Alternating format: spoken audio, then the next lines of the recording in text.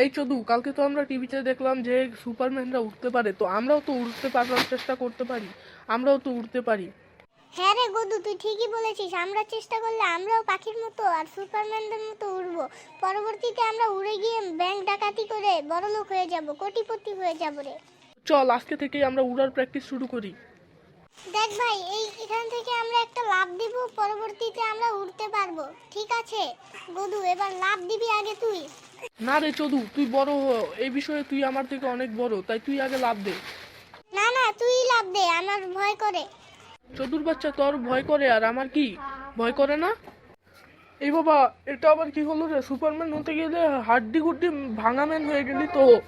এই চদু, তুই তো পড়েই গেলি। তোর দ্বারা এসব হবে না, আমি করে দেখাচ্ছি। আরে ভাই, আমি এখন চলে যাই রে, আর এখানে থাকবো না, আমার হাড্ডি গুড্ডি সব ভেঙে গেল রে। এই রে, ও তো চলে গেল, এখন আমি একাই কি লাভ দেবো? যাক, দিয়েই দেই। ইরে পড়লাম, কিন্তু আমি ব্যথা পাইনি, আমি সঠিকভাবে ল্যান্ড করেছি।